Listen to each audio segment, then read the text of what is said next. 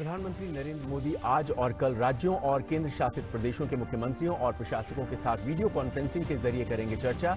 Unlock 1 लागू होने के बाद मुख्यमंत्रियों के साथ प्रधानमंत्री की पहली बैठक।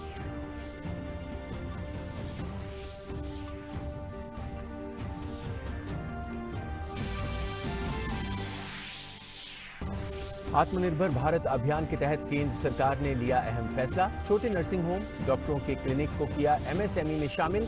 वहीं गृह मंत्री अमित शाह के निर्देश के बाद दिल्ली सरकार ने कोविड वार्डों में सीसीटीवी लगाने का दिया आदेश।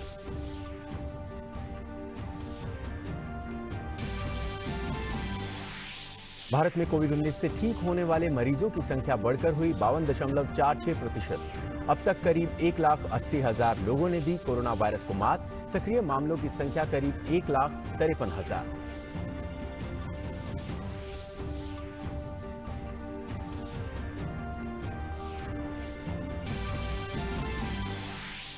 दुनिया भर में कोविड-19 महामारी से 80 लाख से ज्यादा लोग संक्रमित। मौत का आंकड़ा पहुंचा 4,35,000 के पार। स्वस्थ होने वालों की संख्या हुई 47.8%।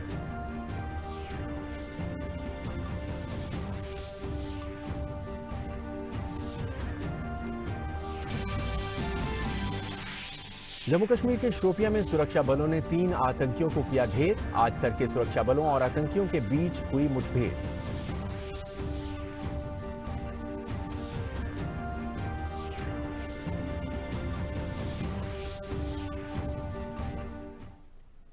नमस्कार और अब देखते हैं समाचार विस्तार से। प्रधानमंत्री नरेंद्र मोदी आज और कल राज्यों के मुख्यमंत्रियों और केंद्र शासित प्रदेशों के प्रशासकों के साथ एक महत्वपूर्ण बैठक करेंगे। अनलॉक 1 के दौरान ये पहली बार होगा जब पीएम मोदी राज्यों के मुख्यमंत्रियों से संवाद करेंगे। इससे पहले लॉकडाउन के दौरान प्रधानमंत्री 5 बार मुख्यमंत्रियों के साथ संवाद कर चुके हैं। इस संवाद के दौरान पीएम ने न सिर्फ राज्यों का हौसला बढ़ाया बल्कि उन्हें चुनौतियों से निपटने के लिए भी तैयार किया। अनलॉक 1 में धीरे धीरे जनजीवन और अर्थव्यवस्था पटरी पर लौट रहे हैं। ऐसे में भविष्य की रणनीति के लिए इस संवाद को काफी अहम माना जा रहा है।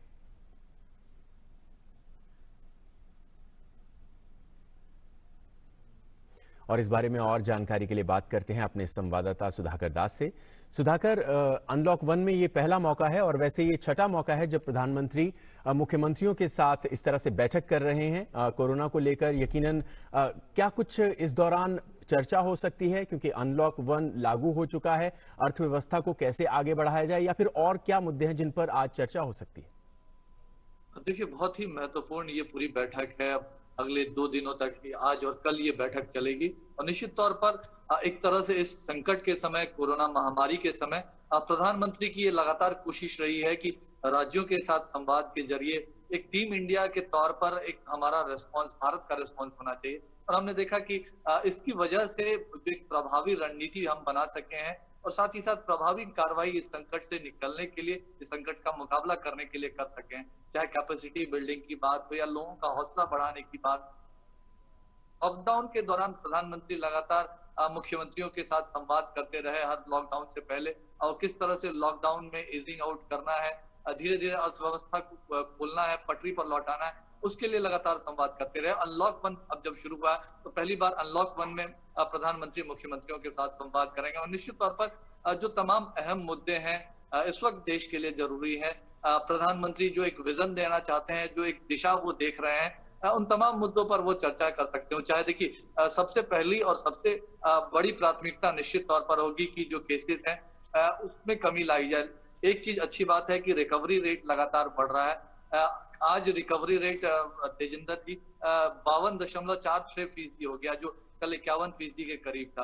तो इस तरह से लगातार रिकवरी रेट बढ़ रहा है, ये अच्छी बात है। लेकिन अभी भी देश के कुछ राज्य हैं या कुछ बड़े शहर जिसको कह सकते हैं, जो कम से कम 2/3 जो केसेस हैं उनके कारण बने हुए हैं। तो वहां किस तरह से एक तरह से बात की जा सकती है, क्या रणनीति अपनाई जा सकती है, कंटेनमेंट जोन में क्या और सख्ती की जरूरत है, कॉन्टैक्ट ट्रेसिंग, कॉन्टैक्ट मैपिंग क्या और बढ़ाने की जरूरत है, ये एक निश्चित तौर पर उनके जहन में रहेगा जब वो मुख्यमंत्रियों से बात करेंगे। लेकिन इसके साथ साथ ही अनलॉक 1 जो लागू हुआ है, अनलॉक 1 का राज्यों का क्या एक्सपीरियंस रहा है, मुख्यमंत्रियों का क्या एक्सपीरियंस रहा है, अब वो किस तरह से आगे बढ़ना चाहते हैं। एक तरह से प्रधानमंत्री की कोशिश होती है कि वो राज्यों की बात सुने, मुख्यमंत्रियों की बात सुने, केंद्र शासित प्रदेशों की बात सुने, वो किस तरह से पूरी स्थिति को देखते हैं, किस तरह से वो आगे बढ़ना चाहते हैं, क्योंकि हर राज्य की स्थिति अलग-अलग है। हमको पता है कि कई राज्यों में बहुत कम केसेस हैं, तो कई राज्यों ने बहुत प्रभावी तरीके से इसका मुकाबला किया है। तो एक तरह से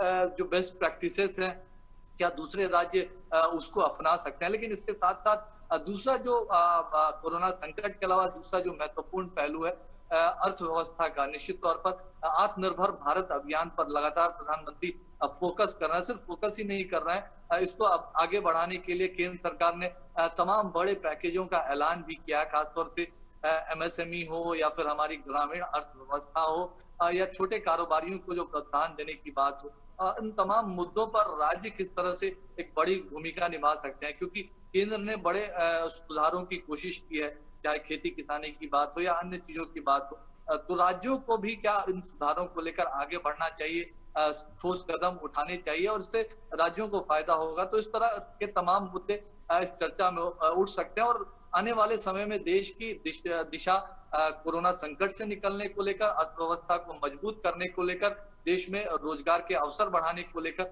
ये तमाम ऐसे मुद्दे रहेंगे जो प्रधानमंत्री के ज़हन में हो सकते हैं जब वो जी आज और कल मुख्यमंत्रियों के साथ संवाद करेंगे। जी सुधाकर, बहुत बहुत शुक्रिया इस जानकारी के लिए। तो ये अहम मुद्दे रहेंगे जिन पर चर्चा हो सकती है और 2 दिनों तक ये बैठक 2 दिनों के दौरान ये चलेगी। प्रधानमंत्री नरेंद्र मोदी राज्यों और केंद्र शासित प्रदेशों के मुख्यमंत्री और प्रशासकों के साथ बैठक करेंगे। और दिल्ली में बढ़ते कोरोना के मामलों को बेहद गंभीरता से लेते हुए गृह मंत्री अमित शाह ने खुद कमान संभाल ली है और कई अहम बैठकों और फैसलों के बाद वो खुद अस्पतालों में हालात का जायजा लेने पहुंचे। उन्होंने दिल्ली के मुख्य सचिव को कोरोना वार्ड में सीसीटीवी कैमरे लगाने के निर्देश दिए ताकि संक्रमित मरीजों और इलाज की प्रक्रिया की निगरानी की जा सके।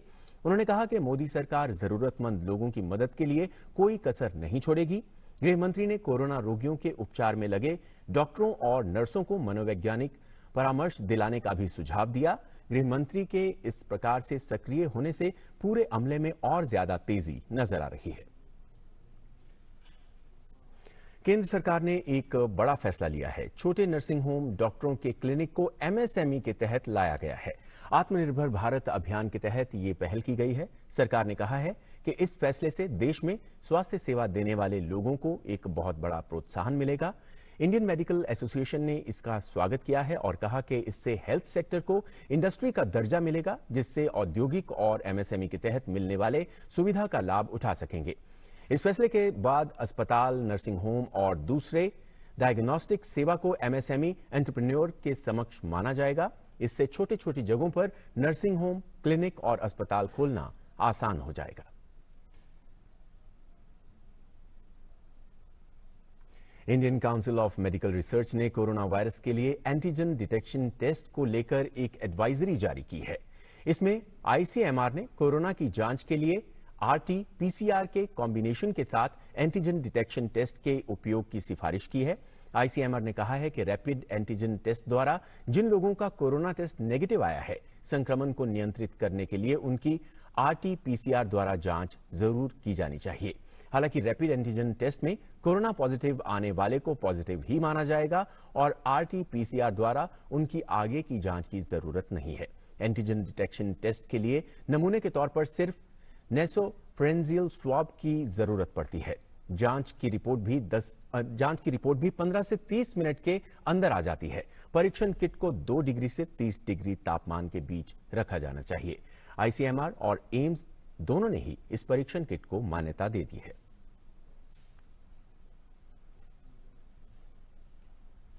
PIB fact check Twitter account ने कोविड-19 की उस रिपोर्ट को सिरे से खारिज कर दिया है जिसमें कहा गया है कि कोविड-19 के मामले मध्य नवंबर में तेजी से बढ़ सकते हैं और उस दौरान आईसीयू बेड और वेंटिलेटर्स की कमी का सामना करना पड़ सकता है। पीआईबी ने रिपोर्ट का खंडन किया है और इसे भ्रामक बताया है। पीआईबी ने कहा कि जिस अध्ययन के आधार पर यह रिपोर्ट तैयार की गई है उसे आईसीएमआर नहीं करती और ये प्रामाणिक जानकारी को प्रतिबिंबित नहीं करता।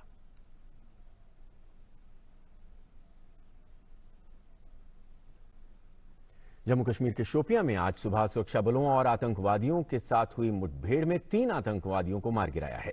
सुरक्षा बलों ने पूरे इलाके को घेर कर सर्च ऑपरेशन किया। भारतीय सुरक्षा बलों को खुफिया जानकारी मिली थी कि शोपियां के तुर्कवांगम गांव में कुछ आतंकी छुपे हुए हैं और किसी बड़ी साजिश को अंजाम देने की योजना बना रहे हैं। खुफिया जानकारी के आधार पर भारतीय सुरक्षा बलों ने स्थानीय पुलिस और सीआरपीएफ के साथ मिलकर एक संयुक्त टीम तैयार की और पूरे गांव का घेराव शुरू कर दिया। इलाके में जब सर्च ऑपरेशन शुरू किया गया तो खुद को घिरता देख आतंकियों ने फायरिंग शुरू कर दी। गौरतलब है कि पिछले 10 दिनों में सुरक्षा बलों ने 23 आतंकियों को मार गिराया है। ब्रिगेड कमांडर और सीओ स्तर की वार्ता भारत और चीन के बीच पूर्वी लद्दाख में हुई।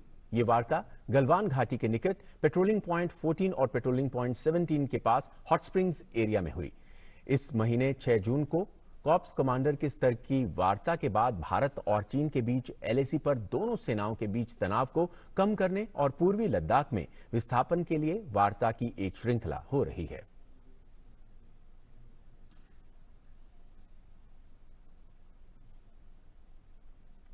तमिलनाडु में कोरोना वायरस के लगातार बढ़ते मामलों को देखते हुए मुख्यमंत्री ने चेन्नई और उसके आसपास 3 जिलों के कई इलाकों में 19 जून से लेकर 30 जून तक पूर्ण लॉकडाउन की घोषणा की है।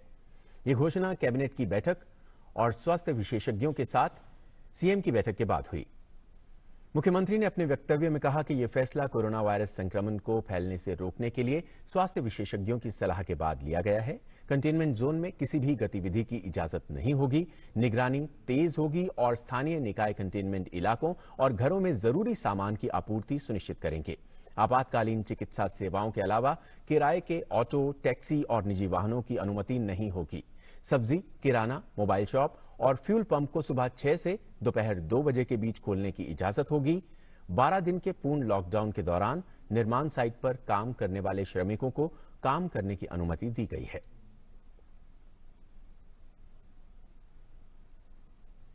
महाराष्ट्र में निवेश को बढ़ावा देने के लिए मुख्यमंत्री उद्धव ठाकरे की उपस्थिति में मैग्नेटिक महाराष्ट्र 2.0 की शुरुआत की गई, जिसके तहत 12 विभिन्न देशों के निवेशकों के साथ 16,030 करोड़ रुपए के ज्ञापन समझौतों पर हस्ताक्षर किए गए। वीडियो कॉन्फ्रेंसिंग के माध्यम से भाग लेते हुए मुख्यमंत्री उद्धव ठाकरे ने कहा कि सरकार मैग्नेटिक महाराष्ट्र 2.0 के प्रति प्रतिबद्ध है और उद्योगपतियों को राज्य में उद्योग स्थापित करने में किसी भी प्रकार की दिक्कतों का सामना नहीं करना पड़ेगा। इस अवसर पर राज्य के उद्योग मंत्री सुभाष देसाई ने बताया कि इन उद्योगों के लिए राज्य में लगभग 40,000 हेक्टेयर भूमि आरक्षित है। विभिन्न लाइसेंसों की बजाय अब 48 घंटे में एक एकल भव्य लाइसेंस जारी किया जाएगा। उन्होंने ये भी बताया कि एक औद्योगिक श्रम ब्यूरो की स्थापना की जाएगी। गौरतलब है कि समझौते पर अमेरिका, चीन, दक्षिण कोरिया, सिंगापुर और कुछ भारतीय निवेशकों के साथ हस्ताक्षर किए गए। द्विपक्षीय भागीदारी समझौतों पर विश्व निवेश संवर्धन एजेंसियां और यूएस इंडिया पार्टनरशिप फोरम के साथ दस्तखत किए गए। देश में कोविड-19 से उपचार के बाद स्वस्थ होने की दर बढ़कर 51% से ज्यादा हो गई है। अब तक 1,80,000 से ज्यादा रोगी संक्रमण मुक्त हो चुके हैं। मौजूदा समय में 1,53,178 संक्रमित रोगियों का उपचार चल रहा है। कोरोना संक्रमण की जांच के लिए भारतीय आयुर्विज्ञान अनुसंधान परिषद की परीक्षण क्षमता लगातार बढ़ाई जा रही है।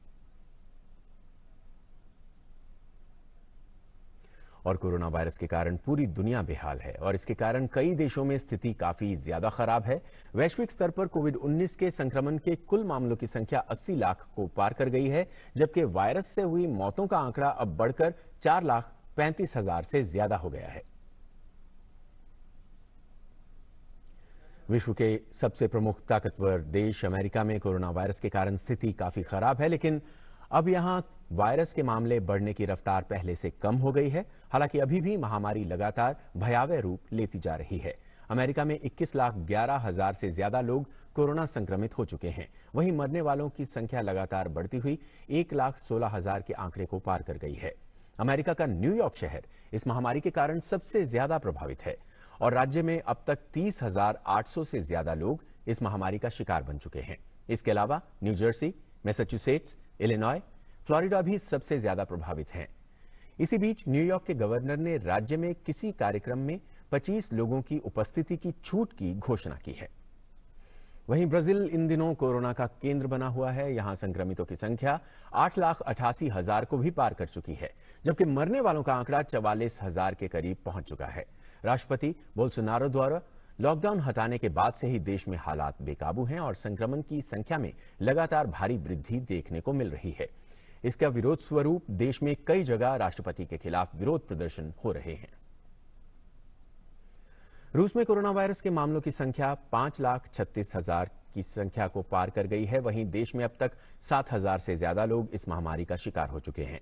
गौरतलब है कि अमेरिका और ब्राजील के बाद रूस में कोविड-19 के सबसे ज्यादा मामले हैं और इस सूची में वो तीसरे नंबर पर है। हालांकि संक्रमण से यहां काफी कम मौतें हुई हैं। इसी बीच राष्ट्रपति पुतिन ने कहा कि उनका देश अब इस महामारी से बाहर निकल रहा है और इसके लिए आत्मविश्वास के साथ सब काम पर लगे हुए हैं।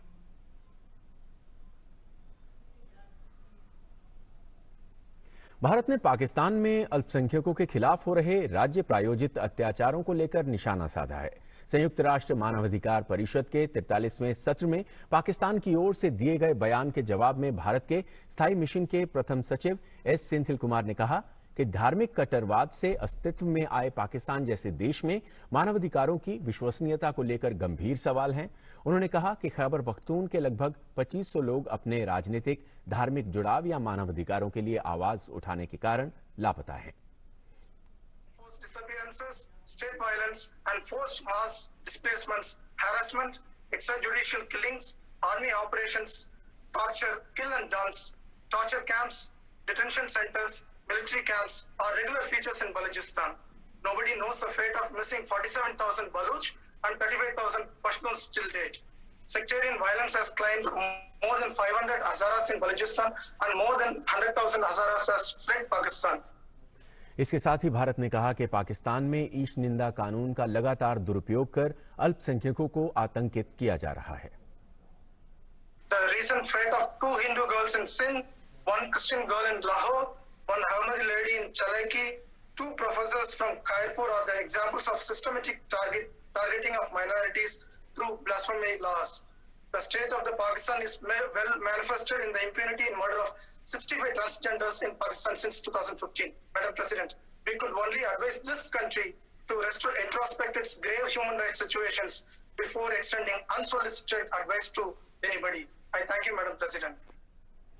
ब्रिटेन के प्रधानमंत्री बोरिस जॉनसन और यूरोपीय संघ के नेताओं ने सहमति जताई है कि भविष्य के ब्रिटेन और यूरोपीय संघ के संबंधों पर बातचीत को इस साल के अंत तक सौदा करने के लिए आगे बढ़ना चाहिए। यूरोपीय आयोग के अध्यक्ष उर्सुला वैन डर लेयन ने यूरोपीय संघ के 3 मुख्य संस्थान के नेताओं के वीडियो कॉन्फ्रेंसिंग में शामिल होने के बाद कहा कि वो सभी इस बात से सहमत थे कि इस दिशा में एक नई गति की जरूरत थी। 31 जनवरी को ब्रिटेन यूरोपीय संघ से अलग हो गया था, जिसके बाद से उसका संबंध अब एक ऐसी व्यवस्था से संचालित होता है जो पिछले नियमों को तो बनाए रखता है, लेकिन दोनों पक्ष नई शर्तों पर बातचीत भी करते हैं। हालांकि इस प्रक्रिया के तहत व्यापार समझौते की दिशा में बहुत कम प्रगति हो पाई है। अब कोरोना काल में दोनों पक्षों के बीच बातचीत के लिए बहुत कम समय है, इसलिए कोशिश हो रही है कि आने वाले दिनों में आर्थिक नुकसान को कम किया जा सके। कोरोना वायरस के बढ़ते मामलों को ध्यान में रखते हुए बांग्लादेश सरकार ने सोमवार को देश में जारी प्रतिबंधों को 30 जून तक बढ़ाने का फैसला किया है। कोविड-19 के मामलों की गंभीरता के आधार पर कैबिनेट डिवीजन ने पहली बार रंग आधारित जोन बनाए जाने की व्यवस्था की शुरुआत की। मामलों की गंभीरता के आधार पर उन्हें लाल, पीले और हरे रंग के 3 जोन में बांटा गया है। रेड जोन से संबंधित स्थानों पर कार्यालयों में 30 जून तक छुट्टी रहेगी और लोगों व वाहनों के आवागमन पर प्रतिबंध जारी रहेगा। आवश्यक क्षेत्रों को छोड़कर सभी कार्यालय और दुकानें बंद रहेंगी। आदेश के अनुसार सभी लोगों को रात 8 बजे से सुबह 6 बजे तक घर के अंदर रहना होगा। इससे पहले एक अन्य आदेश में सरकार ने देश में शैक्षणिक संस्थानों को 6 अगस्त तक बंद रखने का निर्देश दिया था। हालांकि ये प्रतिबंध आपातकालीन और आवश्यक सेवाओं व चिकित्सा के क्षेत्र में कार्यरत लोगों पर लागू नहीं होगा।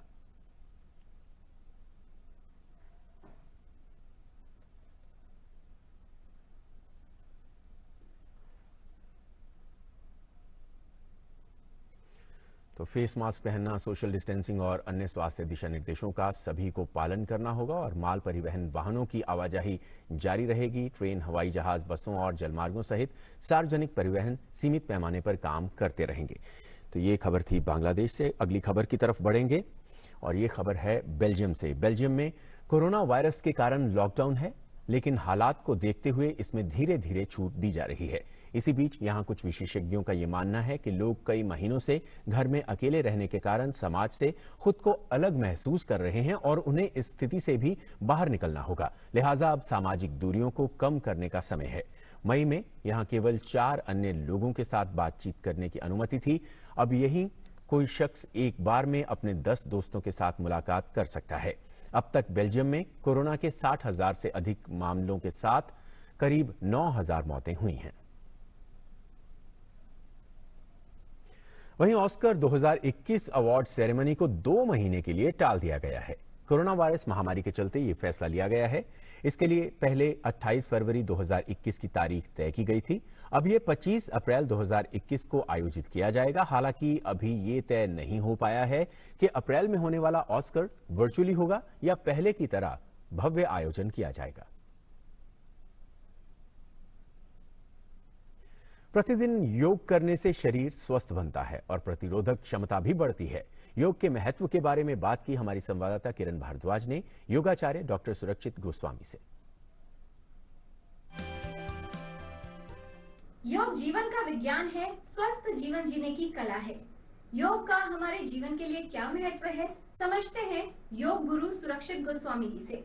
व्यक्ति को चाहिए उसका शरीर स्वस्थ हो, बीमारियां ना आए और रोगों से रोकथाम हो और उम्र लंबी हो, मन भय मुक्त हो, तनाव मुक्त हो और दुख मुक्त हो, बुद्धि सही प्रकार से कार्य कर रही हो और परिवार में सौहार्दपूर्ण वातावरण हो और हम एक अच्छे इंसान बने और अच्छे इंसान बनकर एक अच्छे समाज का निर्माण करें। यह सब होगा योग के अभ्यास से।